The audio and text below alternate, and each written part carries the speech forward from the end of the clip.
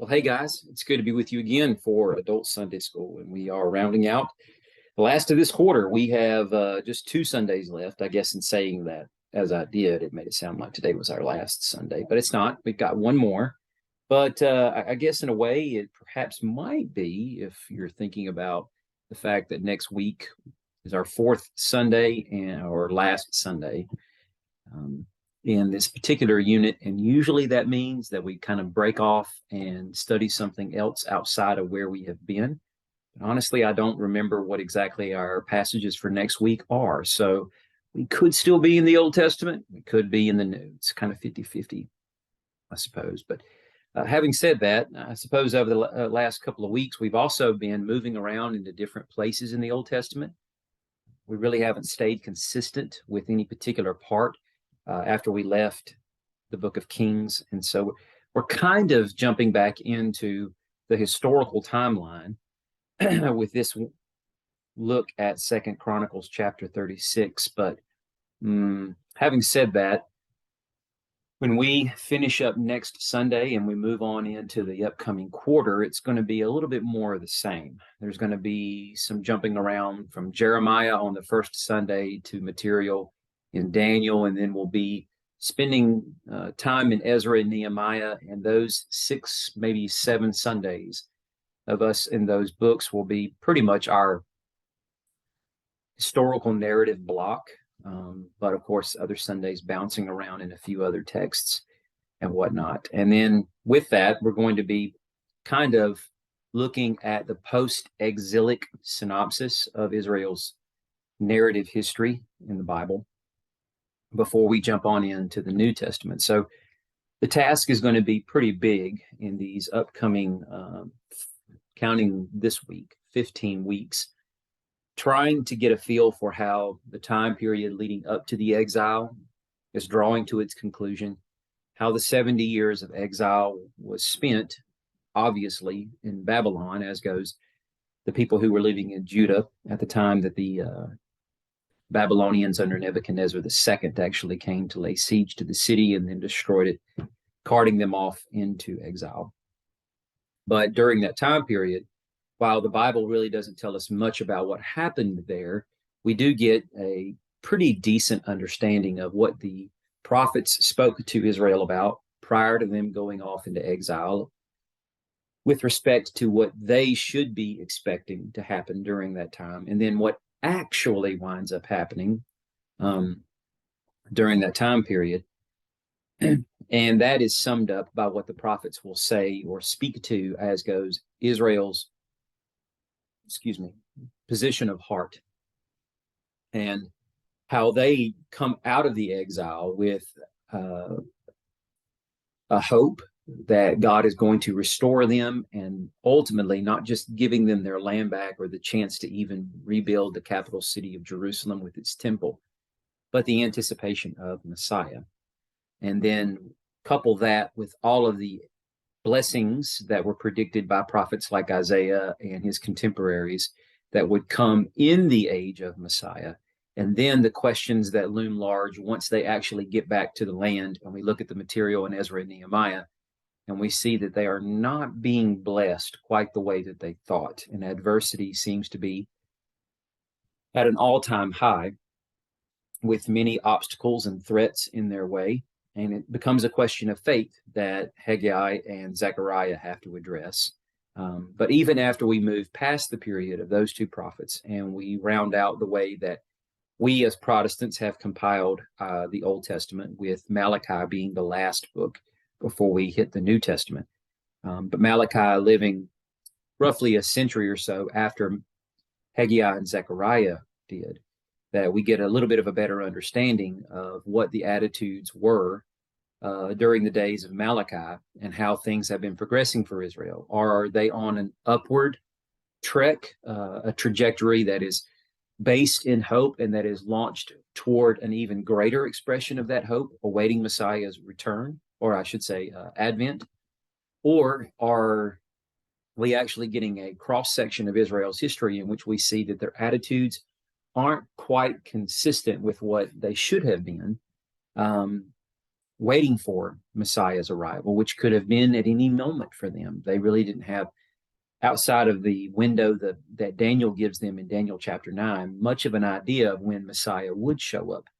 But even with that somewhat rigid time frame that they were working within as to when they could expect Messiah to appear, if that was indeed their understanding of what Daniel actually said, it's easier for us to see it that way, because we've got centuries worth of scholars and whatnot who have helped us better understand that was what the way Daniel's words were meant to be interpreted.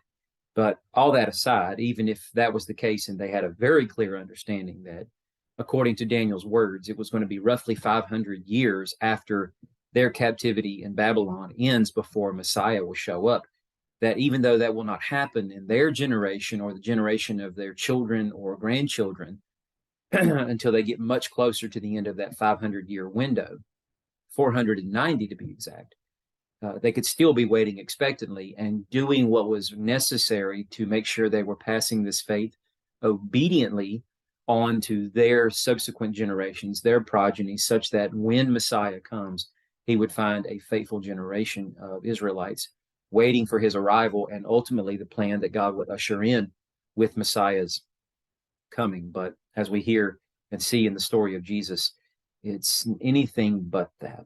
Anyway, so just giving us a synopsis of what's coming up and what to expect and what we're going to be trying to do as we are spending our time over the next 14 to 15 weeks. So let's read this passage here in 2 Chronicles 36. It's the only one we have, and then we're going to dive right on in. All right, so beginning of verse 11, Zedekiah, which he historically is the last ruling king of the Davidic dynasty, and that makes him the last ruling king over Judah before Judah as a kingdom completely collapses and they are carted off, as we've already said, to exile. So he's 21 when he became king. And there's a history there for how he becomes king, as there is for all kings, sure. But he was not directly in line for the throne. Time would fail us tonight to be able to actually talk about the story in its entirety and do it justice, as goes the rapid nature of the decline of the Davidic dynasty after her last true and faithful king, and that being Josiah. So Zedekiah is not a son directly from Josiah, if I understand the genealogy correct. I could be wrong on that. It's been a little while. I will say in my studying and preparing for this lesson, that wasn't one thing that I had thought at that moment I really needed to go back and touch up on. And now that I'm saying this, I suppose I probably should have. But I did read over it a little bit going into all that I previewed for this lesson. And my understanding of it is that he is a nephew of Josiah. But two of Josiah's sons, I believe, actually had the chance to rule on the throne after Josiah's death. And so he is the third and final king after Josiah's death who rules over the throne of Judah and the people of Judah until, again, he is forcefully deposed. Well, I guess in the rightful sense, he actually almost abdicates his throne as he attempts to try to flee Judah. But he is forcefully deposed by Nebuchadnezzar because he doesn't renounce his right to rule. Like many kings in these ancient times, if their kingdom was being overrun, they could at least keep the dynasty alive if the king is allowed to escape. And then if off in a distant land, it's possible for him, and we actually read some of these stories in the scripture, right?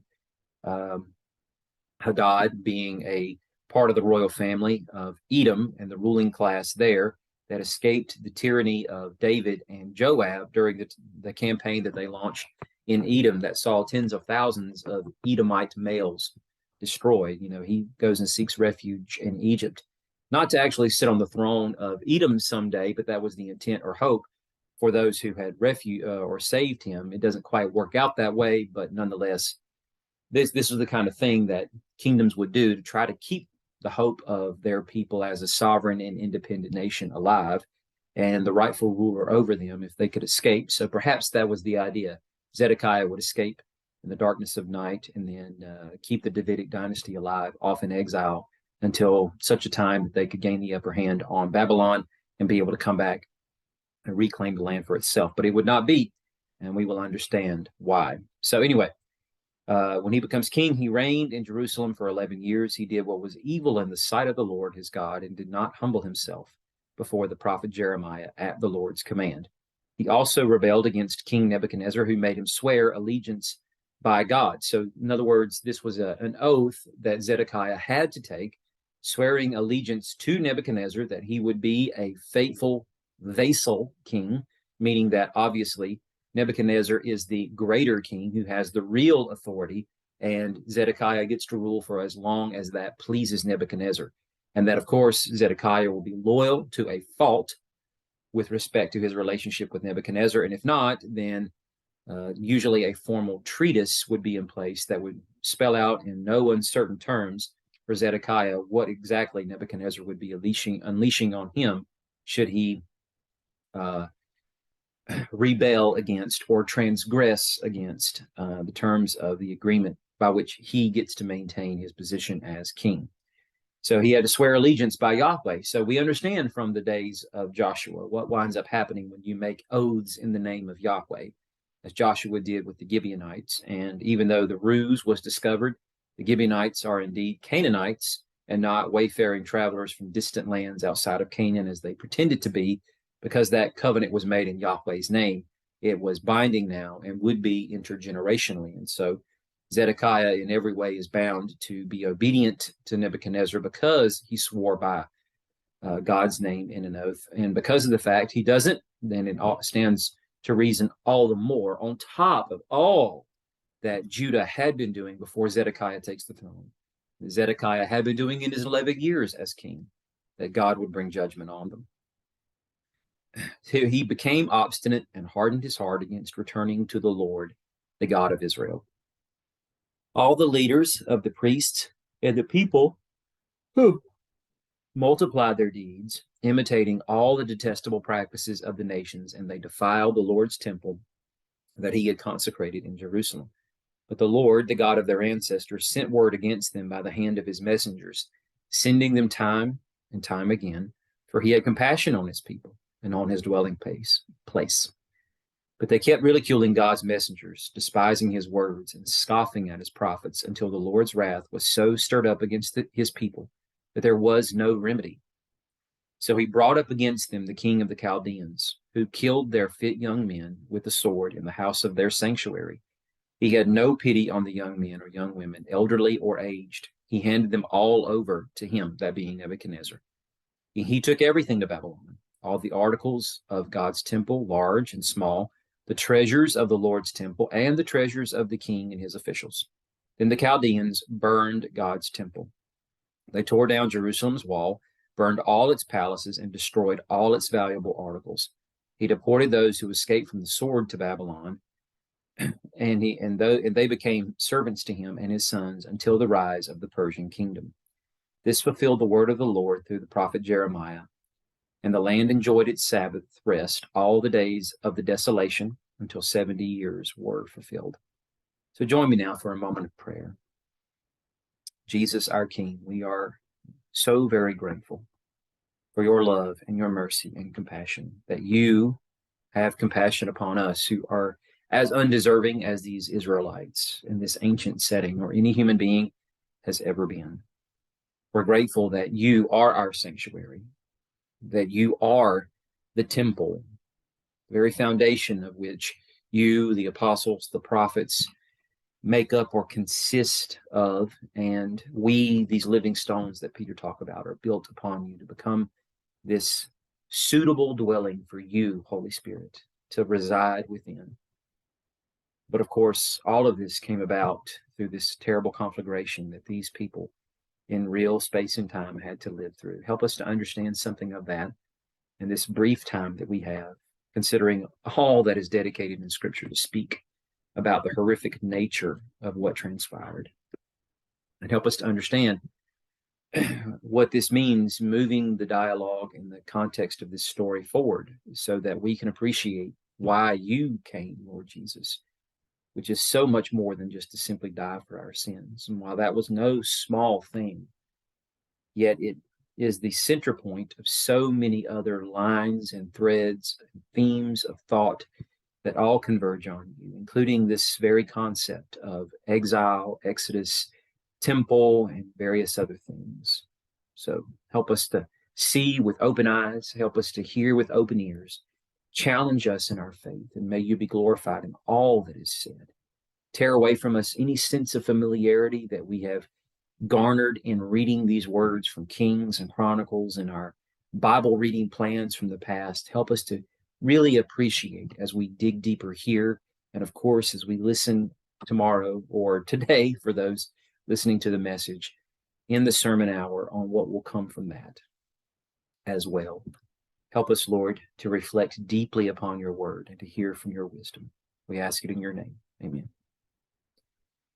So I'm looking at this from the perspective of an exodus from Egypt through exile to Babylon. And if you're looking on the screen, you'll notice I've got Egypt in quotations. And so obviously I'm referring to something else as the Egypt in this. So that's one thing that I think is thematic going into the context of chapter 36 that is hugely important for us to understand. And that's the goal I'm going to be working toward tonight. And part of the reason why is because this language that's being embedded into the text, as goes the clues that we should be picking up on, is still present even in the New Testament narrative. In fact, Matthew is one of the more prolific writers who makes it a point to help us understand and see the Israel of his day, which is a fractured nation. It's not necessarily called Israel by anybody other than the actual descendants of Abraham who live within the land that time period itself comes on the heels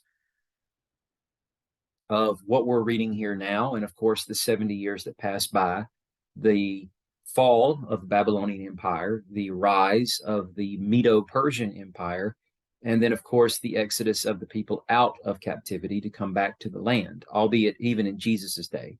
There are many Jews who are still dispersed in various parts of the world and have migrated to other parts of the world that they were not dispersed to, as far away as Rome and various other places. And they live in this way, choosing consciously not to migrate back to the land of their ancestors because of the lives that their predecessors had carved out for them in these places they were either deported to or migrated to, or both. And all that to simply say, when we read of the fractured Israel that is extant in the days of Jesus and his walking on the earth, we understand that while they consider themselves to be a united people, they're waiting on Messiah's arrival, and they're waiting on them to be gathered into the land from the four corners of the earth and to have their kingdom given back to them, stripped of any and all perhaps influence or at least any sense of control that the Gentiles might wield over them, that is stripped away from the Gentiles, and that now all the nations will be subject to Messiah.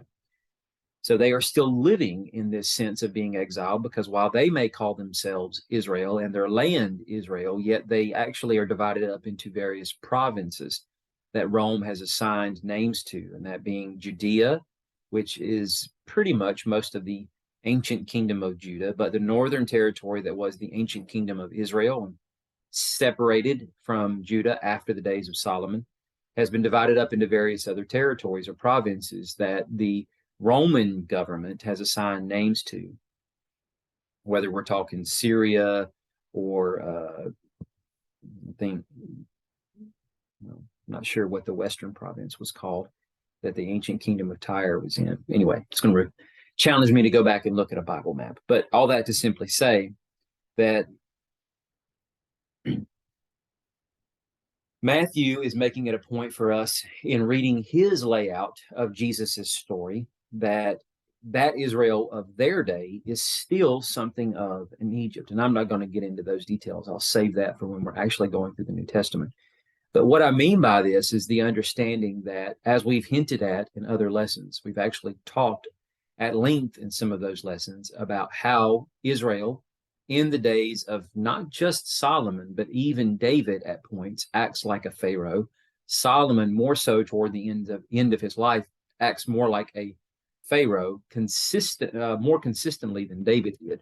And when I say Pharaoh, I mean to use this in the negative connotation that we have of Pharaoh in the story of the Exodus of Israel from Egypt, an oppressive king who attempts to make sure you understood what I said, an oppressive king, not an impressive king, an oppressive, tyrannical king who is exploiting their power and, of course, the vulnerability of the weak who cannot fend for themselves, and bringing about the things that they want to make them happy, to satisfy some urge or pleasure, and in a moment or over a period of years, simply walking away from the Lord in hardness of heart. And in David's case, he repents and he continues to remain faithful for the most part for the rest of his life until he turns his kingdom over to Solomon. And Solomon begins pretty good, and who knows exactly when the transition period begins, but there are enough clues from the text that recount his earliest days as king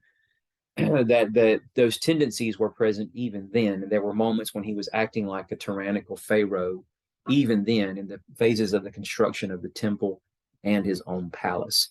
And so that becomes a moniker for the kings that will descend from David.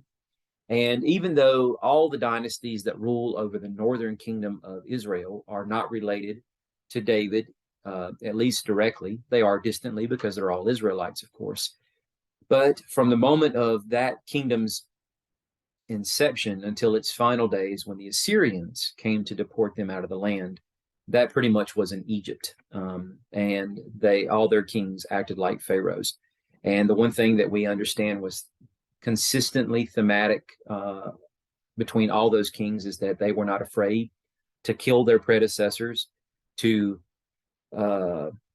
shove off any sense of loyalty that they may have had, because in some cases, those kings that rose to power were the commanding generals of the predecessor king's army. And out of their own pleasure or desire to want to become king, they kill the current king who is sitting on the throne. And there are other tales of betrayal and espionage and whatever the case might be that leads to the downfall of one dynasty and the rising of another. And of course, the way that those kings treat their subjects, as goes the remnant of God's people. Here's looking at you, Ahab, and the way that he treats the prophets of the Lord and those who remain faithful to Yahweh during his time as king by hunting them down and seemingly killing them, or at least letting Jezebel do that very thing. All that to say that those tendencies that are much more rampant and prevalent and out in the open in the northern kingdom start to infiltrate the southern kingdom. But of course, it's a pattern that's been laid down by David and Solomon before the kingdom was ever fractured, that's carried on by their descendants after them. So that's what we're teasing out, the understanding that seemingly unbroken line of these actions and patterns of the Davidic kings acting at some point in their time as king, reflected through the writings of biblical authors, acting like pharaohs in the new Egypt that they had turned the kingdom that God had blessed them with in giving them the land of Canaan that became Israel, turning it into an Egypt and oppressing God's people inside the land, and in some cases even those who are not part of God's covenant people outside the land. So when we look at 2 Chronicles 36 and verse 12 that we read, and we just reflect again on the fact that Zedekiah was evil in the sight of the Lord, and he did not humble himself before the prophet Jeremiah at the Lord's command. What we should understand is there must be then quite a few references in the scroll that bears Jeremiah's name that must speak to his relationship with Zedekiah, because it would seem then, if this is the first time we are exposed to this, and in our compilation of Scripture, the way that Protestants have the Hebrew Old Testament laid out, 2 Chronicles is read right after 1st, obviously, but those books come right after 1st and 2nd Kings, which come after 1st and 2nd Samuel. So they're trying to keep the historical narrative of Israel's history prior to the exile as one consistent block. And then, of course, after 2nd Chronicles, we'll read Ezra and Nehemiah, taking us through the exile and then back into the land. But in the Hebrew compilation of the Old Testament, as it's still reflected to this very day, you've heard me say this more than once, 2nd Chronicles is actually the last book of the Hebrew Bible. And so as where Malachi is not, and Malachi comes first. So for them, they would be reading Jeremiah before they ever read Second Chronicles. And so because we do not have that vantage point, we will read Second Chronicles first, assuming that we may have never read the Bible before. It's our first time through it. We read these references here in Second Chronicles of Jeremiah, and it's the first book in the Bible that mentions this prophet.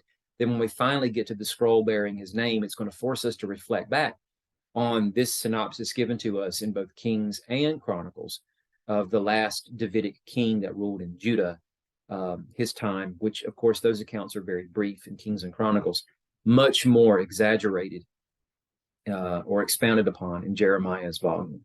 So we don't have time to go through all of that, but I've tried to pick a few spots here that gives us some keen insight. So Jeremiah 27, I think, is a good spot at the beginning of the reign of Zedekiah. So this gives us some understanding here of time frame we're looking at. The king of Judah, this word came to Jeremiah from the Lord. Now, Jeremiah begins his tenure as a prophet in the days of Josiah as king, and he will last through 5 kings, albeit some of those reigns are just a few months long, some several years, until Zedekiah obviously is deposed as king, and then Jeremiah left in the land as an exile. Well, I should say, left in the land as a despondent native who pretty much is experiencing the sting of exile, since there's nothing but ruins for him to live among. The word came to the Lord, or came from the Lord to Jeremiah. This is what the Lord said to me. Make chains and yoke bars for yourself, put them on your neck. Send word to the king of Edom, the king of Moab, the king of the Ammonites, the king of Tyre, the king of Sidon, through messengers who are coming to King Zedekiah of Judah in Jerusalem. So as every one of these kings are sending envoys here to Jerusalem to meet with King Zedekiah, Jeremiah is supposed to head them off, not necessarily saying before they meet with Zedekiah, but before they go home to their native lands. He is supposed to have a direct, at least one-on-one audience. Maybe he can address them all in one kind of corporate setting.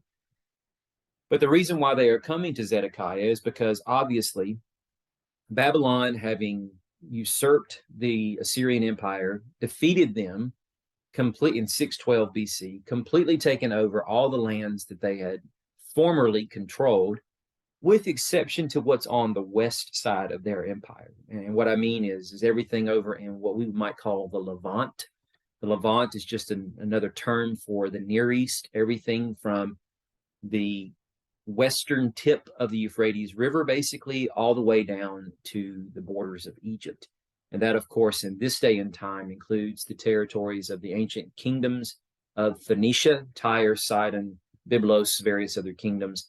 Then what was formerly the ancient kingdom of Israel now is just land that was controlled by Assyria.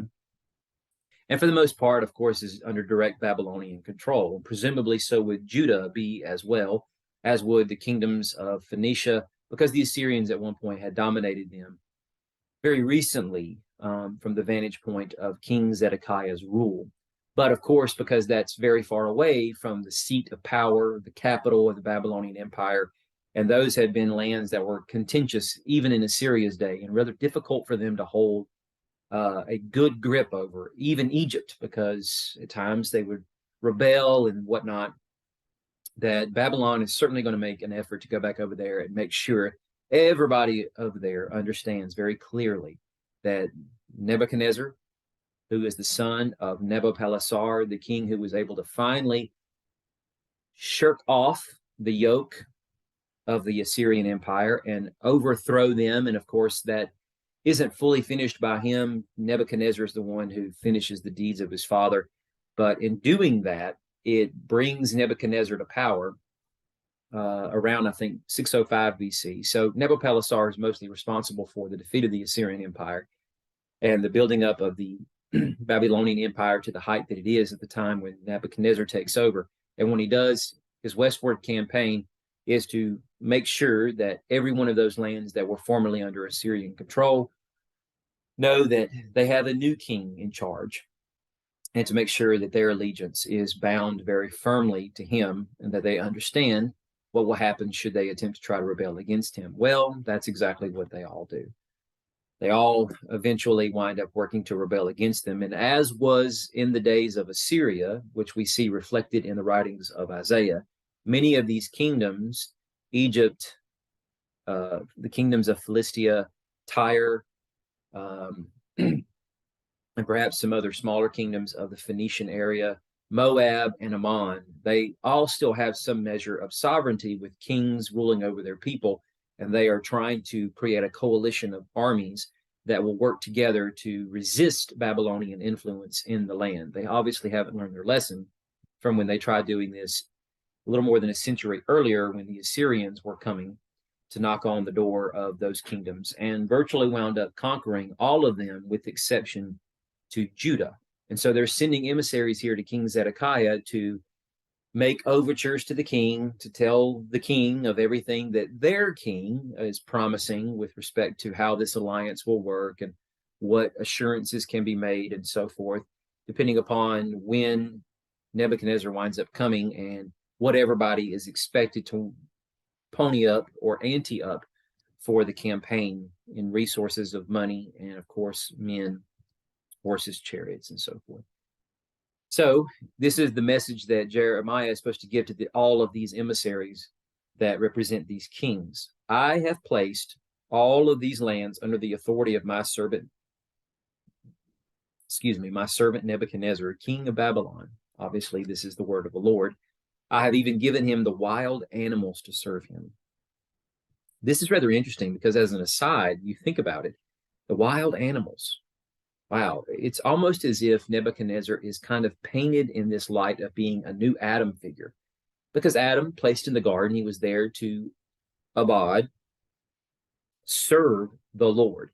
That's the idea in working the garden, is he is supposed to serve the Lord. An Adam is given dominion over all the animals that were created, then named by him. And of course, in Genesis 1:26, this is his right by virtue of the fact that God has created him to bear his image, and he has coordinated him as king, that he is to rule and subdue. So because he is in charge over everything, the way that Nebuchadnezzar's influence and reach as a king, an emperor even, is described, it sounds as if God has given the entire earth to him, even the wild animals, under his dominion and authority. So there's a lot to say with respect to the way Nebuchadnezzar is positioned in this narrative. And of course, we're looking at several other biblical texts that feed into what Jeremiah is saying, things that have described the coming Babylonian king even before he's named, that's spoken of in the words of, say, Isaiah, but certainly the other biblical texts that speak about Nebuchadnezzar, looking at Daniel and so forth. But anyway, moving on, all nations will serve him, his son and his grandson, until the time of his own land comes. And then many nations and great kings will enslave him. As for the nation or kingdom that does not serve King Nebuchadnezzar of Babylon and does not place its neck under the yoke of the king of Babylon, that nation I will punish by sword, famine, and plague. This is the Lord's declaration. Until through him I have destroyed it. So it makes it sound like King Nebuchadnezzar is the new Adam figure that is going to be ruling over the world. He is going to be decimating kingdoms, subduing all the lands until they are finally coalesced under his right to rule them, right granted him by the Lord. And granted, the kingdom of Babylon, before it really gains traction in this part of the world, is already doomed or destined for destruction and judgment that God will bring on him or on them after Nebuchadnezzar is dead and gone. But the way that every one of these nations will fall, should they choose to rebel, it's almost as if God is going to be bringing the very plagues of Egypt against them, destroying them for the sake of delivering people out of those kingdoms and underneath or into the authority. I think I had it right the first time. Underneath the authority of Nebuchadnezzar, who is now rightfully ruling over them. It's just odd with respect to the way this very positive picture is being assigned to Nebuchadnezzar and this very negative picture to all these kingdoms who were a part of the purview of God's blessing at one point in time, certainly Judah at the center of that, but even some of these other kingdoms. When you think about Edom and Moab and Ammon, and the fact that in the days of the Exodus, and wandering through the wilderness, God tells the Israelites through Moses, you do not provoke these people to war. I have sovereignly granted these kingdoms to each of these different peoples because they are your distant relatives, right? They are kin to you from Lot, or they are also part of Abraham's people a little further on down the line with respect to Jacob and his brother Esau. But now all of that's going away. All of these kingdoms and territories are going to be consolidated under Nebuchadnezzar's rule, and they will all lose their identity because after the exile is over with, some of these people may come back to their lands, but there will never be the mention of the kingdom of Moab again as its own sovereign independent power. There will never be a province even known as Moab or Ammon or even Edom for that matter. Anyway, finishing this little passage right here, while he is speaking these words to these emissaries that belong to these kings, he is saying now pointedly to King Zedekiah of Jerusalem, you should put your neck under the yoke of the king of Babylon, serve him and his people, and you will live. So it's the ultimatum. It's that simple. You will subject yourself a slave to this king, or else you will pay this incredibly dear and costly price that you are not willing to pay. And this is or that you would not want to pay. And this in every way is counterintuitive to what you would expect an Israelite prophet to be saying, because after all, this is the end goal for why God even called Abraham out of this Mesopotamian region where Nebuchadnezzar lives and rules from, was to bring them out of the destruction of what God had caused to happen at Babel by the fracturing of civilization and causing these people to disperse away from the area, such that the project there was abandoned. And then Abraham moves to an entirely different geographic area for the sake of blessing all the families of the earth through the descendants that God would bring through his promised child. And now it's been more than a millennium since that time has passed. And God has given them everything that he promised. He has been faithful in every regard. The idea that God is going to finally take it away from them just seems a little bit far-fetched, even though it had been promised to them centuries before that if they rebel, this was going to be the judgment that God would render upon them. But even though he has punished them many times, he's never forced them out of the land. And the idea that the king who descends from David will have to submit himself as a subordinate to another king just goes against everything that was inherent in the covenant that God made with David. But this is exactly what Jeremiah told Zedekiah, and Zedekiah is being judged because he does not humble himself before the prophet Jeremiah and the command to submit to the king of Babylon. Continuing on in 2 Chronicles 36. So Zedekiah also rebelled against King Nebuchadnezzar, who had made him swear allegiance by God. Remember, we said he became obstinate and hardened his heart against returning to the Lord, the God of Israel. Now, anytime we read that phrase, hardened heart, or a hardening of the heart, hardened his heart in this particular case, it should always ring in our minds the first place we heard this phrase and the place where it was used so many times over and again, and that is the book of Exodus. It is told to Moses as he is being called by Yahweh to go back to the land of Egypt that it's going to be seemingly a futile mission at first because Pharaoh will not relent, that it's going to be a joint effort between both Pharaoh and God, as goes the hardening of Pharaoh's heart. God, or Pharaoh, is going to begin the process of hardening his heart, and God is going to continue that. It's going to be something of a snowballing effort, or maybe a vicious cycle would be a better way to kind of term that, as goes how Pharaoh hardens his heart, and he is given the very thing that he wants, which is the Lord's relief from the plague that God has brought on Egypt through Moses and Aaron. But that works, instead of softening Pharaoh's heart, to harden him all the more, to lift himself up in his pride and think that now somehow he has the upper hand over God, and that he will refuse once more to let God's people go until eventually it culminates in the destruction of Egypt, Pharaoh, and his armies. So back in Exodus 8:32, we get one of many places where it is said that Pharaoh hardened his heart. But I chose this specific text rather than one of the later ones that is found closer to the time when Egypt is decimated. And that, of course, happens definitively through the the night in the event of the Passover, and of course, with that, the coming of the angel of death or the destroyer through the land to strike down all the firstborn. Because at that point in the narrative, it is said almost exclusively that is the Lord who hardened Pharaoh's heart. But in the Chronicles text, we see that Zedekiah has hardened his heart.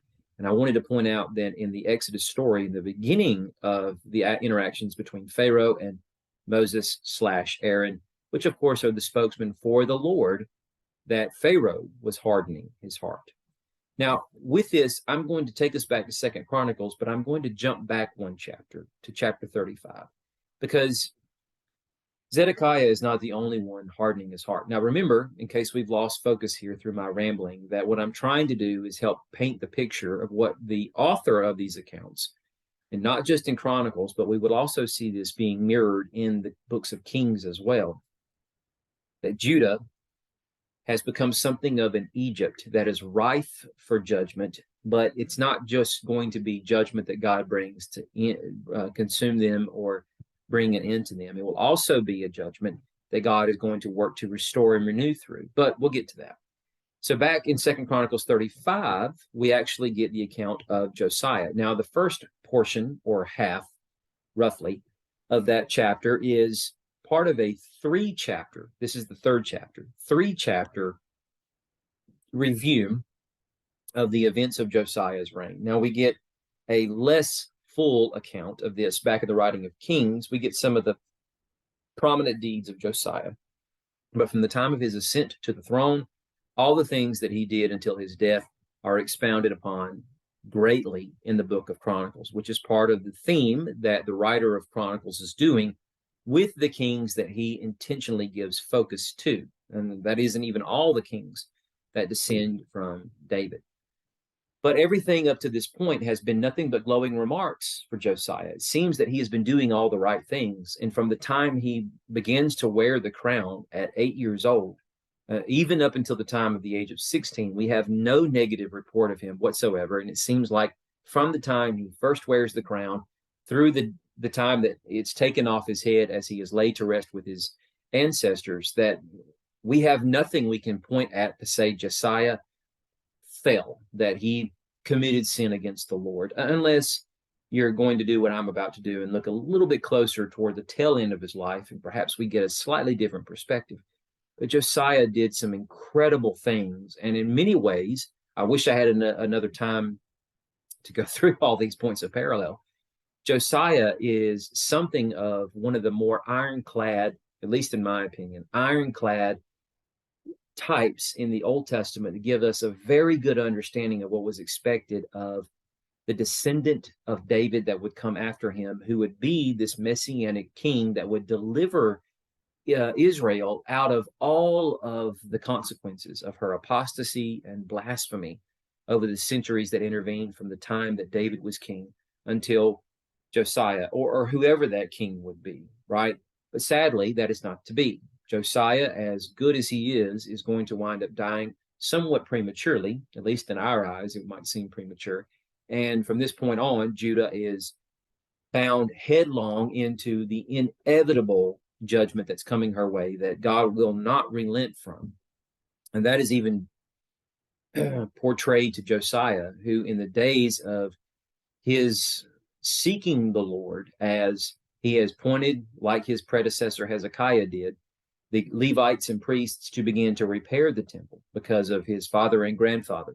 His grandfather Manasseh ruled 55 years over Judah and was an incredibly wicked king and caused Israel to apostatize for more than a half century, and filled the land with all sorts of abominable practices, including giving his children over to the god Molech and burning them in the fires and so forth. And even though Manasseh was carted off into exile by Assyria for a time and tortured there, he humbled himself, repented of his sins, and he was restored to his throne. And he continued growing in repentance and worked to reverse the trends that he had started, but it was too late. Many of those things were already entrenched in the minds of many of Israel or Judah's nobles, and they would not turn back from these things. Such that when his son Amon comes to the throne, and he may have been ruling as a co-regent for some time, he continues those abominable practices, and he rules for a short period of time, a matter of just a few years until he dies. And then Josiah is coronated as king, probably not co-regent at the age of 8. All that to say, he is the rightful heir, the crown prince.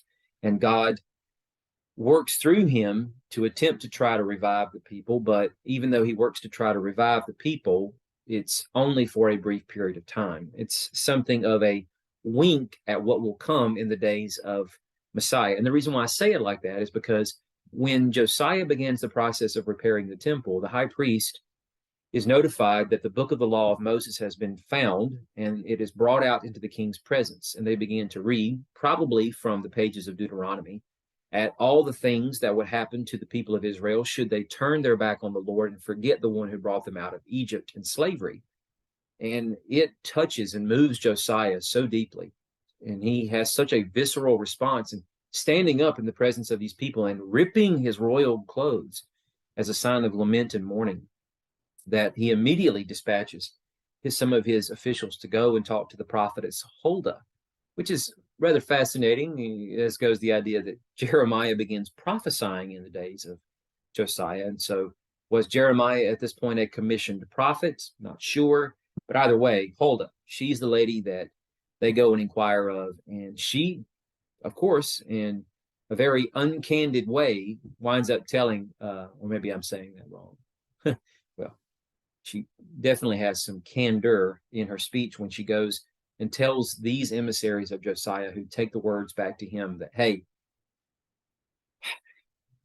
the simple fact of the matter is that God is going to judge Judah, and there's nothing that can be done about it. But because you humbled yourself in my presence and you sought after me, this judgment will not come in your days, but in the days of your children. Now, one might think that's an incredibly defeating and pessimistic message. And it's like, you're saying that nothing I do will assuage God's anger or wrath. He's going to bring it anyway. So what would be the point? But that doesn't deter Josiah. Unlike any other king before him, he is single-mindedly focused on destroying every vestige of apostasy and idolatry that Judah has immersed themselves in, even going above the northern border into what was the northern kingdom of Israel, and fulfilling that prophetic promise made by the man of God in the days of Jeroboam, when Jeroboam built the shrine to the golden calf that he put in Bethel and the altar he made sacrifices on it. When that man of God said that a king would be born from the stock of David, Josiah would be his name, and he will come and desecrate this altar by burning the bones of the priests that offer on this altar on it, such that it can never be used again. And the sign to bear out the truth of this message that it came from the Lord was that the altar would split open and the ashes spill out, and the very thing happened that moment. So here Josiah goes and does this very thing. He desecrates all these altars. And then he invites the people to come and enjoy a magnificent Passover celebration. We'll get to that in a second. But all that to say, he does all the right things. But we have this moment at the end of chapter 35 where we have a not so glowing report of Josiah. So after all this, Josiah has prepared the temple, and King Necho of Egypt marched up to fight at Carchemish by the Euphrates. So if I was to go and show you on the whiteboard here, this is the Persian Gulf. This is the Euphrates River, Tigris River.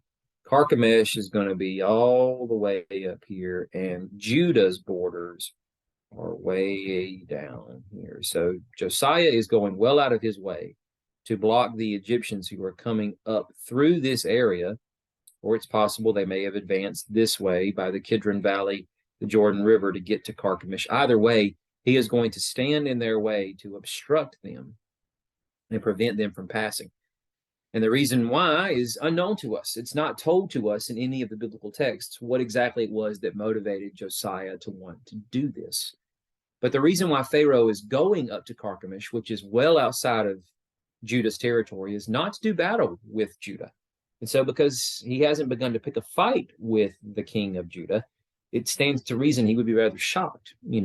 The reason why he is going up to Carchemish is because Egypt has allied themselves with the crumbling empire of Assyria, who is really on the defense now against the ascendancy of Babylon. And they are retreating away from their western or their eastern borders, where Babylon is systematically taking them over and beating them in skirmish after skirmish. And so this odd Assyrian and Egyptian alliance. And I say odd because the Assyrians had already conquered the Egyptians at a time before this, but now they're enemy of my enemy is my friend kind of thing, and they are trying to defeat the Babylonians from advancing any further westward and trying to keep the Assyrians in power, and now checking the Babylonian Empire, while of course that would serve Egyptian interests and maybe allowing an alliance between them and the Assyrians to bring Egypt back up to the standard that they once enjoyed of being pretty much the dominant superpower. While they may not be the dominant superpower, but one of the dominant superpowers on the geopolitical stage at this point. But it will not work out in the favor of either the Egyptians or the Assyrians. They will be defeated by the Babylonians. And that's, of course, going to cause Necho to come back down into Egypt, and with that, the deposing of one of Josiah's sons as king. But the reason why one of Josiah's sons is king is because of Josiah's efforts in trying to prevent this battle, the uniting of Egyptian forces with the Assyrian forces. And one might think that he's working with the Babylonians, but that wouldn't really make a lot of sense either. We don't know what the reason is. But with this, Necho is somewhat astonished, and he sends messengers to Josiah saying, "What is the issue between you and me? What beef do I have with you, buddy? I have not come out against you today, but I'm fighting against another dynasty." Interestingly enough, he says, "God told me to hurry. So stop opposing God who is with me. Don't make him destroy you." Now, one could think, well, naturally, Josiah is not going to bend his ear to this, to think that this pagan king is speaking on the behalf of the Lord. We have something somewhat similar to this in the days of his predecessor, his ancestor Hezekiah, when after Assyria has moved into Judah, has demolished 46 fortified cities in the kingdom of Judah. There's really no city with standing fortifications left that can defend against the Assyrian advance.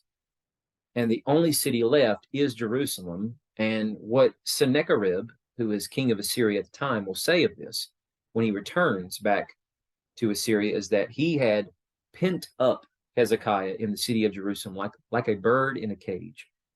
So it is not the first city on the campaign trail. It's the last city on the campaign trail for the Assyrians. All that to simply say that Sennacherib is actually finishing the campaign in the southern city of Lachish, while he has sent 3 of his top officials, the Rabsaris, the Rabshakeh, and the Tartan, to speak for him. And as the people are sitting there perched on the city walls, listening to these emissaries, speaking to them in Hebrew, these men are taunting them, saying, "Why would you listen to Hezekiah? Has Hezekiah made promises to you that the Lord would be with you, or Yahweh? Is Yahweh not the God he has offended by tearing down his altars and forbidding you to worship him on the high places," and so forth, twisting the words and the reality of what all had transpired in the time of Hezekiah trying to revive the people into exclusive worship of Yahweh. But these people were seemingly speaking on the part of Yahweh. Now, God had not commissioned them to say such things. They felt that they could say this because they either were intentionally trying to warp reality or thought they had an understanding of what had happened and just sharing those words with these people as a way of trying to win them over to accept the offer or terms that they were bringing to Jerusalem's gates, which was hopefully a peaceful surrender. But even though those men were not speaking for the Lord, yet we do have another instance in which a king who was the enemy of the king of Judah speaks, and the king of Judah is penalized for not listening to a word that was being sent to the king of Judah through an opposing king. Just a few chapters before in 2 Chronicles 25, we have King Amaziah of Judah, and he took counsel. He sent word to Jehoash, son of Jehoiaz, son of Jehu, who was at this particular time the king of Israel. Now he says to him, "Come, let's meet face to face." Now, what is written in Chronicles that is not preserved in Kings is that Amaziah was a righteous king to begin with, and he had actually hired over 1,000 Israelite soldiers that were mercenaries, to work for him and join his army and go with him to fight against the Edomites who had rebelled against the authority of the Judean king at that time. And with that, the prophet comes to Amaziah and says, you are not to use these people, send them back home. And then Amaziah is kind of trepidatious about that. Not really sure that's a wise thing. They're going to be angry at me. But the prophet says, do you think that really matters? Because is the Lord not able to render victory to whoever he wants, no matter how big or small their army might be? You don't need these men, send them home, and even pay them, give them compensation. It angers those mercenaries, but nonetheless, he obeys. And because of this, he reaps a wonderful victory in Edom. Of course, that means lives lost. But what does Amaziah do? He's a total bonehead. He winds up taking the gods, the idols that he had captured, and instead of destroying them, he props them up in Jerusalem and begins to bow down and worship them as his gods for whatever reason. But nonetheless, he is punished by virtue of that. But in his own pride, he thinks that now he is able to turn and challenge the king of Israel in an attempt to try to overthrow that dynasty. And by virtue of that, to reunite the two kingdoms. And he sends this taunting message saying, come, let's meet face to face. But the king of Israel says, the thistle in Lebanon sent a message to the cedar in Lebanon saying, give your daughter to my son as a wife. Then a wild animal in Lebanon passed by and trampled the little thistle. You have said, look, I've defeated Edom, and you have become overconfident that you will get glory. Stay at home. Why stir up such trouble so that you will fall, and Judah with you? But Amaziah would not listen, for this turn of events had come from God in order to hand them over to their enemies because they went after the gods of Edom. So I'm not trying to parallel these accounts in the sense that Josiah has fallen by virtue of, worshiping idols or whatever the case might be. That's simply not the case. But while it may sound strange that for whatever reason Necho thought he could say these words, did he actually have some sort of premonition? Did a prophet come to him? We have no context for this. Maybe he was just speaking this way as if to say he understands that Israel worships Yahweh, and he has what he perceives to be a divine appointment that may have been revealed to him by all the omens and whatever through his soothsayers and wise men in Egypt, that he's supposed to go and fight with the Assyrian kingdom against the Babylonians. And he feels he can invoke the name of Yahweh, perhaps in some way, the way that Balaam did in the Old Testament context, to speak to the Judeans and say, hey, I am a servant of your God who has commissioned me to go and do this, right? But what we do come to understand is that these words actually did come from the Lord, because we continue on in this passage. Josiah did not turn away from him. Instead, in order to fight with him, he disguises himself. That's important. We'll get to that in a second. But he did not listen to Necho's words from the mouth of God. And he went up to the valley of Megiddo to fight. So, as Amaziah would not listen to these words that came from the Lord, so also will Josiah not listen. Now, why does Amaziah not listen? He has vaunted himself up in his own pride, and he doesn't want to listen because he thinks he knows what's better in this case. And of course, God has already pinged him for punishment, chastisement because of what he's done. That's not the case with Josiah. We have absolutely no hint or clue of anything he has done wrong. But for some reason, he chooses not to listen to the words that the Lord had spoken through this particular prophet or this particular king, and not a prophet of the Lord, which, one might think that's an easy mistake to make. However, Josiah is given the ultimatum to turn around and go home, but he doesn't.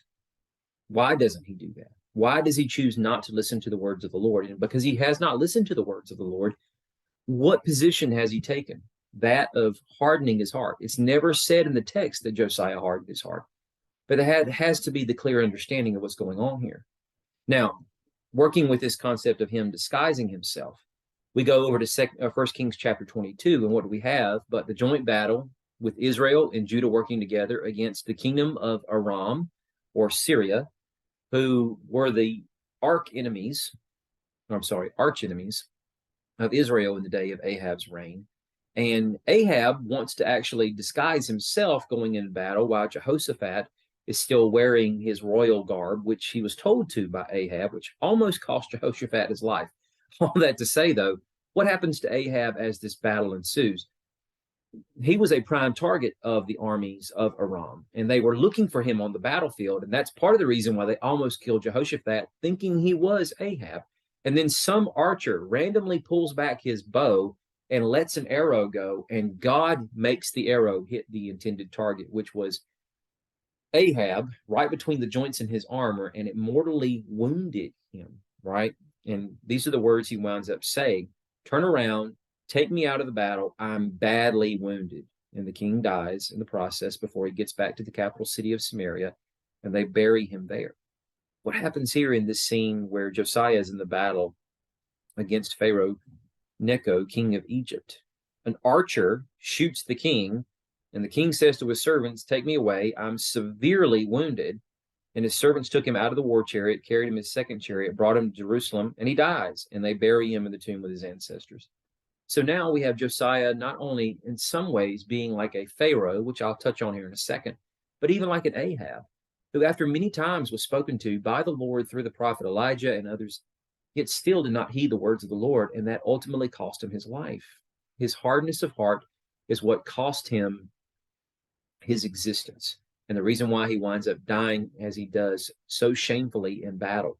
And there was no reason for Josiah to be going out and defending his people. They were not under threat from Pharaoh Necho, king of Egypt, but he does so seemingly out of his own pride, will not listen to the words the Lord has sent him. He doesn't weigh these options out in his mind, and by virtue of that, it cost him his life. And then this throws Judah into a complete tailspin, bringing about the words of Huldah the prophetess, that indeed God was going to bring about the judgment of Judah in the days of his sons. And it's a free fall. Granted, it takes, roughly 20 years for it to happen before it eventually does, but a series of kings, some shortly lived, that causes Israel or Judah to rampantly pursue apostasy and even more blasphemy until eventually the Babylonians have their way. So let's explore this link here between the Pharaoh of the Exodus in Moses' day and that of Josiah. Because when we go back to Exodus chapter 7, verse 13, we understand Pharaoh's heart was hard. He did not listen to them, that being Moses and Aaron.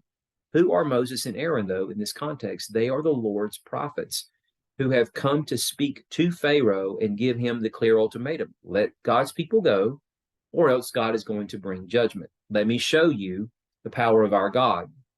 Staff turns into a snake, right? Pharaoh needs more. The entire Nile and all sources of clean water throughout the land, blood. But that's not enough. 10 plagues and even the life of his son and the decimation of his kingdom before he finally relents. And even that isn't enough. The destruction of Pharaoh and his army in the sea before he finally gets the message. And of course, at that point, it's too late. And so Josiah has seemingly all of that compressed into this one snapshot of, hey, you don't have to come out here and fight me. You can go home, Nobody told you to do that anyway. I'm on a mission from the Lord. Because he doesn't listen to the words coming from Necho, but they are appointed by the Lord, and by virtue of that, maybe they were revealed to Necho in a dream. And if that's the case, it would position Necho then as something of a prophet. I'm not saying he is, just saying that he seems to be functioning in that role in this moment. But Josiah doesn't want to listen. And this is rather strange when you think about it. Because if you weigh this out, what this looks like, this is some pretty thick irony. The idea that in the context of the story of Exodus, we have a Pharaoh that does not want to listen to the words of God's prophets that cost him his life and his entire kingdom. Now we have a Pharaoh coming from Egypt out to do battle against another kingdom, has nothing to do with Judah. Judah wants to insert themselves in it because their king wants to, make a name for himself or whatever. And he is clearly warned by the Pharaoh of Egypt, not a prophet of Israel, a Pharaoh of Egypt serving as a prophet in this moment. Do not come out here and challenge me. I'm on a mission from the Lord. Don't make him show his hand against you or destroy you by you defying me, and by virtue of that, him. And what do we have here but the king of Judah acting like the Pharaoh of the Exodus, not listening to the prophet of the Lord, and he wants to exert his own will and power, and it cost him his life and his kingdom. It's terrible. And with this, I think this in some ways even connects to the context of the larger story in the background here of what was going on in Exodus. Now, what I mean by that is here we have in Exodus chapter 12, the means by which Israel or Egypt's king is finally humble to the point of listening to the Lord. And that is the events of the Passover, that God is going to pass through the land, strike every firstborn, and execute judgments against all the gods of Egypt, right? That's what's really going on, humming underneath the surface here of the story of the Exodus, that ultimately God is judging these gods. He's judging Pharaoh, who represents the gods. He's an embodiment of Horus and all that stuff. All that to simply say, as he's delivering his people out of the land, it's the idea of removing Egypt from their minds, religiously, of course, spiritually in that, and emotionally, so that they will be exclusively loyal and obedient to him, rather than carrying the vestiges of Egyptian worship and religion, or I guess I was trying to say religious practices, with them out of the land, to try to ascribe those to how they'll worship the Lord. So we've got the Passover story working in the background there, right? It's interesting that in some ways kind of even creeps over into the story of Josiah. Now, what I mean by that is when we go back to the beginning of chapter 35, as we've hinted at somewhat, we have Josiah observing the Lord's Passover, slaughters the Passover lambs, does everything that's right. Notice what is said in verse 18, that no Passover had been observed like it in Israel since the days of Samuel the prophet. The person who's writing the accounts of the Chronicles, who's living after the exile is over with and Israel's back in the land, is searching the archival records for anything that remotely comes close to just how grand the Passover was in uniting Israel and so forth, the passion and the celebration and all of that, that nothing like it, even in the days of David and Solomon, remotely touched it. You have to go back to the time of the prophet Samuel, and we don't even have that encounter in court recorded for us in Scripture. All that to say, none of the kings of Israel ever observed a Passover like that one that Josiah observed with the priests, the Levites, all Judah, the Israelites who were present in Judah, and the inhabitants of Jerusalem. Okay, so you're like, oh man, get to the point. What do you mean? So let me try to sum it up. So far, Josiah is serving humbly and righteously as the Davidic king ruling over Judah, even though he's got a promise from the Lord through hold of the prophetess that judgment's coming and nothing's going to turn that around. Yet he's not deterred. He wants to do everything necessary to bring Israel back into a covenant alignment with the Lord. And that crescendos in repairing the temple, rededicating it, and then observing Passover in it. What is Passover supposed to commemorate but their deliverance from Egypt, the destruction of Egypt, and them ultimately being led out of there to the new creation that God has in store for them. And that is eventually the land they live in now, that he is ruling over as king, right? And this is unprecedented. Hadn't had a Passover like this for centuries. But what do we need operatively in the Passover story to really bring it all together? Well, the first Passover was in Egypt. So we not only need an Egypt, but we also need a king ruling over Egypt who was the top of the pyramid, every pun intended by that, top of the pyramid, that he and the blow struck at his house by taking his firstborn son, the crown prince, away from him was the very thing, the final death nail in the coffin that would cause him to humble himself or be humbled by the Lord and then let the people go, right? So we need a Pharaoh in this story to make Passover really kind of come alive. So it's interesting when you think about it, that before the days of Josiah, the last time that Egypt had any interaction directly with Judah was in the days of Shishak of Egypt, in which Rehoboam was king. So this is just the fourth king over a unified kingdom of Israel. At least it started that way for Rehoboam, but then it splits off. Now Judah is its own separate kingdom. And after about 3 years from Rehoboam's coronation as king, he was doing well, but then he chooses to basically turn against the Lord after he has solidified power in his own hands, and he knows the people are going to follow him. And by virtue of turning away from the Lord, worshiping idols and so forth, God allows the king of Egypt, Shishak, to come and declare war against Jerusalem, and he plunders them, seizing treasures from the temple, the palace, takes everything, golden shields even that Solomon had made and decorated the house of the forest or palace with. All that to say, Rehoboam almost experiences something like a reverse Exodus, if you think about it, because the Exodus is supposed to be Passover, deliverance out of Egypt, eventually entering into the land and having the rest or the haven of rest that God meant for his people. Now, that very kingdom has become an Egypt filled with all sorts of apostasy that angers God, and God is allowing the inverse to happen. Instead of his representative, in the case of the Exodus story, it was Moses. Now it's Rehoboam being the one that is leading people into a brighter future away from the tyranny of Solomon, his father, and the egregious practices of building all of these shrines to the gods his wives and concubines served.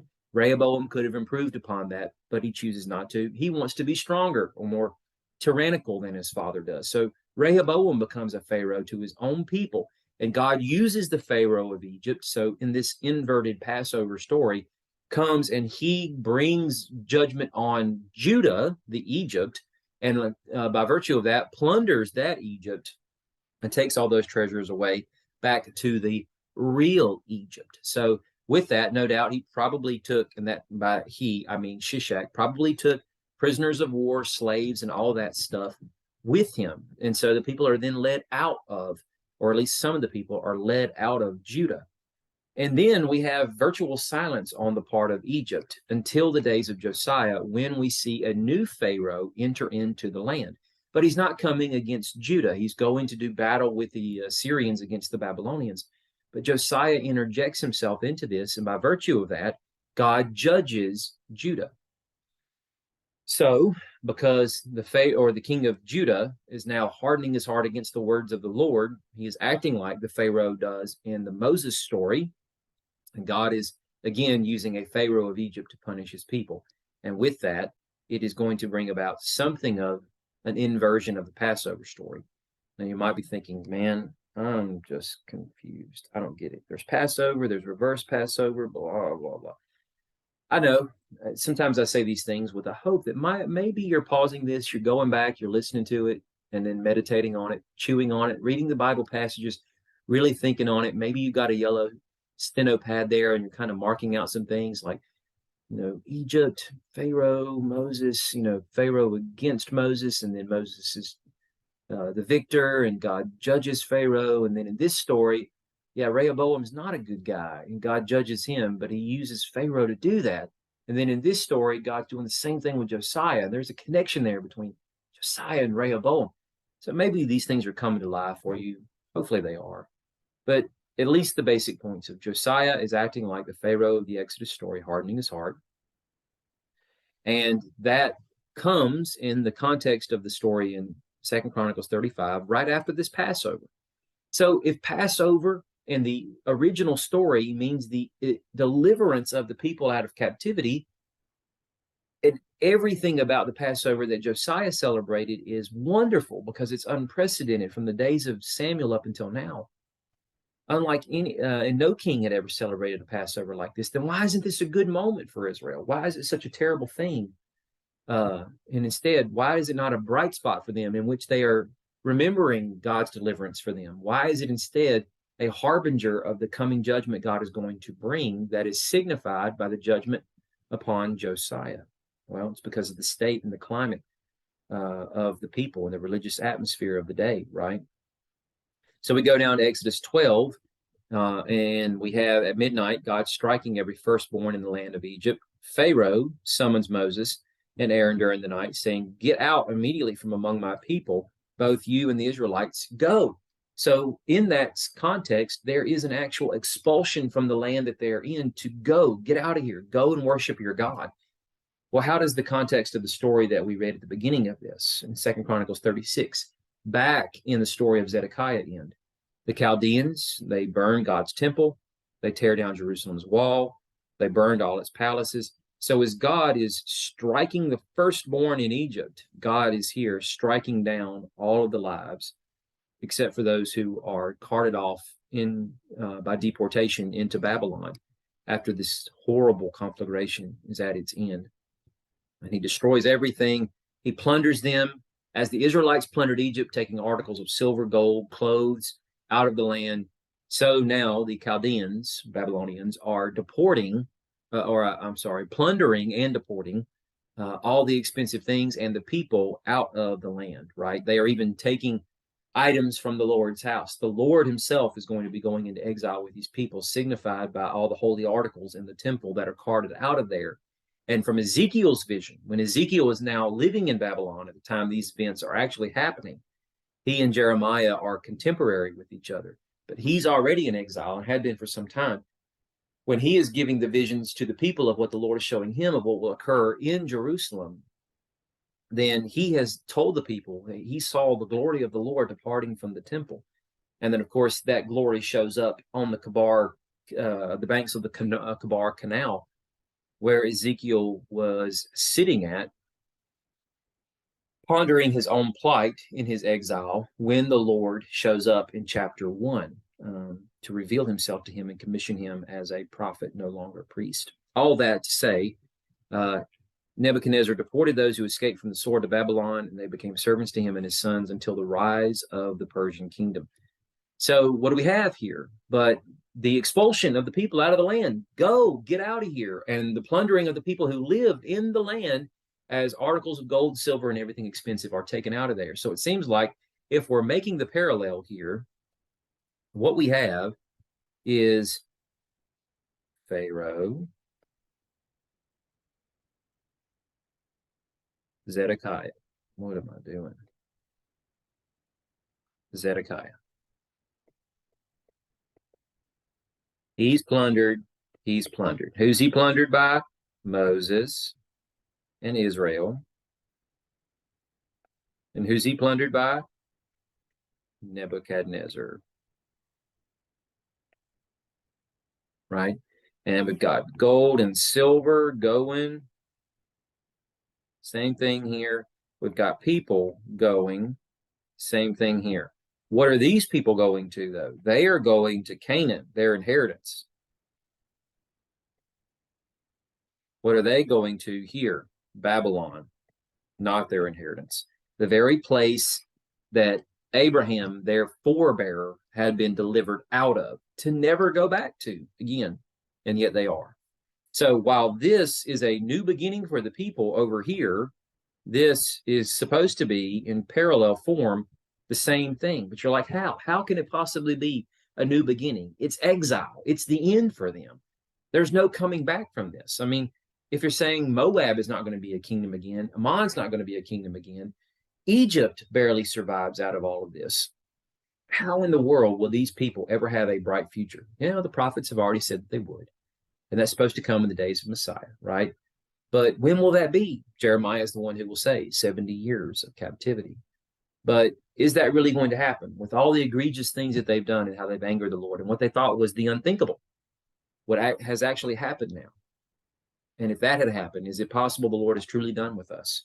He was gracious to us at Mount Sinai when we bowed the knee to the golden calf. He promised not to do us in then, but man, this is really, really bad. But even in the words in the days of Moses, it was prophesied and promised that if the people will humble themselves, if they turn to the Lord, he will forgive them. He will restore them back unto the land. And so what is crazy here is that, and the reason why I even begin to paint this picture that Judah has become an Egypt, go back to the original story of the Exodus. Israel cannot stay in Egypt. Israel has to be born out of Egypt to go to the promised land where they will live and walk with the Lord in the new Eden that he has created for them so that they can bless the earth as they walk with him in his wisdom. And then through them, his wisdom touches all the nations of the earth until the Lord is glorified by all representatives of humanity. But if these people have turned their own Eden into an Egypt, then Israel cannot stay in Egypt. And while it is a horrible act of judgment in the sense that God has to destroy them and humble them the way that he does, yet it is an act of mercy and grace that he uses this as a new exodus of sorts to bring them out of the land that they have defiled. Notice back up here when we read this passage, it is said that they had wrecked the land until they had stirred up the Lord's wrath against them, and there was no remedy. Now, if we're talking about the same God that we are, in a sense, introduced to through the words of Jesus as a loving Father who is willing to forgive and so forth, then how is it that there was no remedy for them in the Old Testament? Why did the offerings not work? Well, this is why it's important for us to be incredibly familiar with the words that are given to us in Leviticus. Because when we read Leviticus 16 about the Day of Atonement, I think sometimes our understanding of that is that when the high priest goes in, having first offered a burnt offering for himself, and then a purification offering for himself, and that purification offering is what is taken into the innermost sanctum of the Holy of Holies, and he anoints the Ark of the Covenant with that, the mercy seat, the lid on top of it, to purify himself, and then does the same thing for the people, then takes that blood in there. The idea is that that blood is supposed to purify everything. That is oftentimes the way that we think of it in rather oversimplistic terms or pictures. But when you go back and actually read the text itself, the text very strongly suggests that that purification offering is not made for every single person in the land, in that, hey, every guy out there in the land who is an adulterer, who has slept around on his wife, and it's being hidden from her and hidden from the husband of the woman he is having this illicit affair with, that even though he has no remorse in his heart for that sin, he in no way, shape, or form chooses to repent for it and is living in blatant open rebellion against God, that on the Day of Atonement, that sin is wiped away. It's just gone. And if he died that very day, that he would enter into Sheol, or the grave, in the way that Jesus depicts this in Luke 16, in the bosom of Father Abraham, welcomed as a faithful son, because his sins have all been expunged in that moment. You might say, well, no, I don't really think of it quite like that. Well, we talk about it like that's exactly what happens. When in reality, what the language itself of the passage very strongly suggests is that that purification offering is meant for the utensils and all of the space that the tabernacle houses or exists within its precincts. And that, of course, as the high priest is the consecrated Adam figure that walks around in sacred space, he counts as the people's representative. And he has to be purified before he can then work to purify everything. But purifying everything is not to the context, or in the context that we think of. Go back to other passages that speak of how when a person heinously murders another person, even though that person's life has to be demanded from them having their blood spilt is not going to be enough to atone for the blood spilt by the innocent one killed on the land. That murdering a person defiles the land, and there's no real way to atone for that or cover it up. And the reason for the Day of Atonement is to purify the sacred space of all the impurities that have come into it by virtue of the people's actions and the unintentional sins that have been committed and various things like that. And if it's not taken care of or remedied in that way, then eventually what will happen is that these people will suffer the expulsion of themselves out of the land, because this will reach a point where it's not fixable anymore. And that is exactly what's happened. I mean, 5 decades worth of Manasseh ruling, and then Amon, and then some of these kings like Ahaz had shut the temple doors for 3 years, and the fires on the altar of burnt offering had gone silent, or cold, I should say, and that there's no songs being sung, there's no incense being burnt, all that stuff.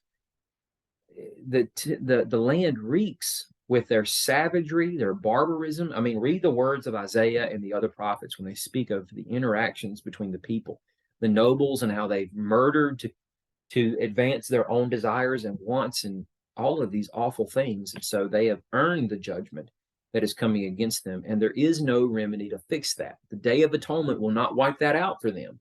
They need a new heart, and they need Messiah, who, per the words of Isaiah 53, is going to come and take the punishment for them. A stronger sacrifice than what anything Moses instructed them to do could ever accomplish for them. If they did not need that, then the Day of Atonement would have been enough to cover that up for them. There would have been no need for the vicarious atoning work of Messiah. So this expulsion from the land, this exodus out of the polluted Egypt they had made for themselves, is going to be their new beginning. They are going to go for 70 years, roughly, and then come out of that land to come back to their ancestral land, the land of their inheritance, with a new beginning in front of them. after the land has experienced its Sabbath rest, or the series of its Sabbath rests, right? Now, fulfilling the word of Jeremiah. This touches on a few places. I've got some lengthy passages from Jeremiah here, and we'll comment on them a little bit, and then we'll be done. So in the days of King Josiah, the Lord asked me. Now notice this, King Josiah, that's super important. Because when we read the words of the writer of Chronicles and Kings, it makes it sound like everything that's going on in Josiah's day is exactly what's supposed to be happening. These people are yearning for spiritual deliverance, and Josiah is the figure that God uses to bring this about for them. And that the way the celebration and the rededication of the temple after its repairs, this Passover, is a jubilant celebration that, again, is supposed to thrust Israel into a new and brighter beginning. But we get a cross-section here of the actual spiritual atmosphere and climate of the days of Josiah in the words of Jeremiah, where it is said, in the days of Josiah, the Lord asked me, have you seen what unfaithful Israel has done? Now, this is the northern kingdom. She has ascended every high hill and gone under every green tree to prostitute herself there. I thought, after she has done all these things, she'll return to me. But she didn't. And her treacherous sister Judah saw it. I observed that it was because unfaithful Israel had committed adultery that I had sent her away and had given her a certificate of divorcement, the Assyrian captivity. Nevertheless, her treacherous sister Judah was not afraid, but also went and prostituted herself. Indifferent to her prostitution, she defiled the land, committed adultery with stones and trees. Yet in spite of all of this, her treacherous sister Judah didn't return to me with her heart, only in pretense. So this is the Lord's estimation of how wicked Judah is, even in the days of Josiah. And I'm not saying this is delivered at the time when the Passover is celebrated under Josiah. This could have very well been in the time when he was a 10-year-old boy reigning as king. We don't know when exactly this was delivered. And so on the heels of two very wicked kings, one might think, well, yeah, I mean, the people are moving toward the spiritual renewal that Josiah is going to bring. That's entirely possible. But it could equally be possible that this was happening after Josiah begins the repairs and then the campaign to rid the people of the apostasy and blasphemy, the very things that treacherous Judah here was doing that angered the Lord so bad. Because we don't know, it could very well be possible that this was going on either under Josiah's nose, as it seemingly becomes illegal to worship any other god but Yahweh in the land during that time, albeit what we do get a very clear picture and understanding of here is that everything isn't quite as what we might make it out to be from the vantage point of the writer of Kings and Chronicles in the time of Josiah's kingship. There's a lot of wicked treachery and apostasy and blasphemy going on here. And then in Jeremiah 25, this is the word of the Lord that came to Jeremiah concerning all the people of Judah in the 4th year of Jehoiakim. Jehoiakim was Eliakim, the very son of Josiah, who was elevated to the throne after his brother. Eliakim was the first son who winds up taking over. That's right. He becomes the king after Josiah, I believe. No, I'm getting that wrong. I should have wrote this down for myself because I always seem to stumble over these kings. I think it's Jehoiachin, then Jehoiakim, then Zedekiah, I believe. Okay, so if that's the case, Jehoiachin is the one who was deposed by the king of Egypt, Necho, when he's coming back down through that area, and then he is deported off into Egypt, and then Eliakim, who is then redubbed as Jehoiakim, becomes king after him. I'm going to have to go brush up on that before I go teach this in Sunday school tomorrow. Forgive me for not knowing that better. But anyway, the word that came to him during the 4th year of Jehoiakim, son of Josiah, the prophet Jeremiah spoke concerning all the people of Judah and the residents of Jerusalem as follows. From the 13th year of Josiah, so this would be Josiah is coronated at age 8. Do the math. He's 21 at this time. So this is well beyond the age of 16 when he begins the effort at repairing the temple, and then the words of the book of Moses is read in his presence, right? 5 years since those days. From the 13th year of then until this very day, 23 years, the word of the Lord has come to me. And I've spoken to you time and time again, but you have not obeyed. So things very well may be just as bad as we thought reading this up here. Again, this could have been at the beginning of Josiah's kingship. It's entirely possible it could have been this moment when Jeremiah is speaking. The Lord has sent all his servants, the prophets, to you time and time again, but you have not obeyed or even paid attention. He announced, turn each of you from your evil way of life and from your evil deeds. Live in the land the Lord your God gave to your ancestors long ago and forever. Do not follow other gods to serve them and to bow down and worship to them. Do not anger me by the work of your hands. Then I will do you no harm. But you have not obeyed me. This is the Lord's declaration, with the result that you have angered me by the work of your hands and brought disaster on yourselves. Therefore, this is what the Lord of armies says. Because you have not obeyed my words, I am going to send for all the families of the north. This is the Lord's declaration. And send for my servant Nebuchadnezzar, king of Babylon. I will bring him against this land, all its residents, and against all these surrounding nations, and I will completely destroy them and make an example of horror and scorn out of you and ruins forever. I will eliminate the sound of joy and gladness from them, the voice of the bride and groom, the sound of the millstones and the light of the lamp. This whole land will become a desolate ruin, and these nations will serve the king of Babylon for 70 years. So there is so much more to say about this particular time period. Many other words of the prophets to explore that I would love to go into with you. But I think perhaps one of the better things to understand at this moment is, again, Judah has become an Egypt. It's ripe for judgment. God is bringing a deliverer in the form of the pagan king Nebuchadnezzar to come and deal judgment to this Egypt. But because this Egypt is also God's people, that he is choosing to salvage them. That did not happen with the Egyptians in the original story, at least not the Egyptians who stayed in their native land. The Egyptians who chose to leave and become part of the multitude that went with Israel out of Egypt and began to know and explore this God who had brought devastation upon their own kingdom and perhaps even become part of his people, right? All that to simply say that God is salvaging a remnant here that he will purify through the fire, the crucible of judgment, and the torment of Babylon in 70 years of exile. But there will be some blessing afforded them because they'll have the chance to marry and establish families and even grow businesses, because there will be many people in the days of Zerubbabel when Cyrus the Persian gives the edict that anybody who wants to leave and go back home can. And you have not only my blessing, but you also have my resources to go and to rebuild your capital city, Jerusalem, and your temple to your God. But many will stay behind in Babylon. You might think everybody would be chomping at the bit to leave, but many of them had garnered such a good life there that they will be living for centuries yet still after the release of Cyrus to go back to their land. In the days of Jesus, there will be a very strong, firm Jewish settlement in Babylon that's thriving, stemming from these days. But what can we gather from this? You're like, well, some of this is fascinating stuff. Hopefully, if I put it together decently enough for you, you're able to make some sense of it. But what I hope that you can garner from this is that this theme of Exodus from Scripture is a theme that is so prevalent. It's all over the place.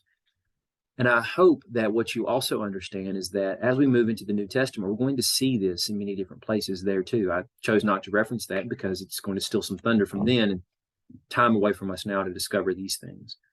But God is still working to bring his people through Exodus, even if it means exile for a period, to purify them and then do what he promised he would through the words of Moses, circumcise their hearts. And Ezekiel and Jeremiah are both speaking of these things in their perspective works. They're oracles to the people of what God is going to do to correct this problem that's innate to Israel. It's not a problem with God, it's their problem. And that this Exodus is going to be rendered through Messiah. In the words of Isaiah, he makes that clear and in no uncertain terms.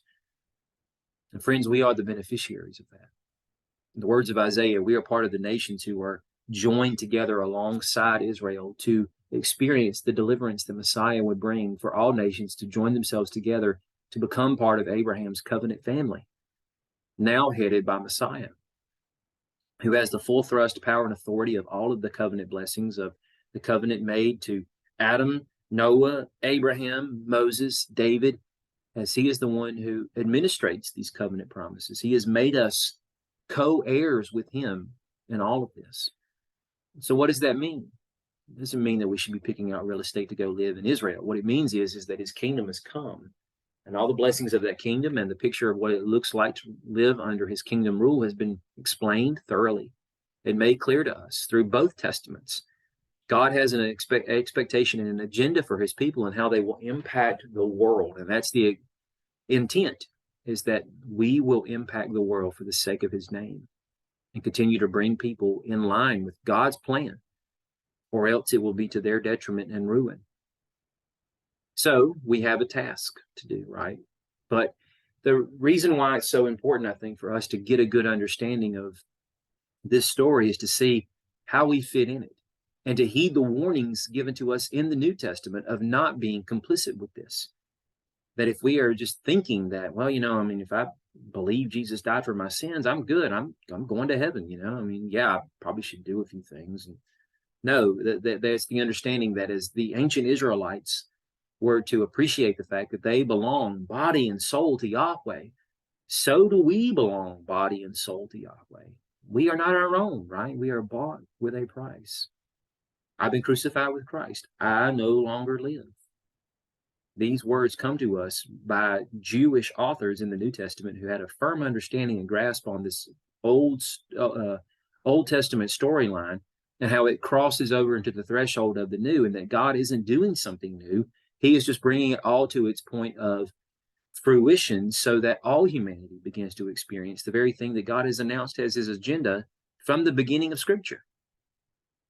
And if we've got that down pat, then we'll understand the gravity of this calling and assignment, or else we too will suffer along the way. So, something to think on and ponder about as we end our time. Jesus, thank you for this time again with your word and with you. Help us, Lord. Only you can help us to understand these deep mysteries. But we're grateful, Lord, that you are patient with us and that you call us to not only understand them, but you. It's all about understanding you. If we don't understand you, then we're missing everything.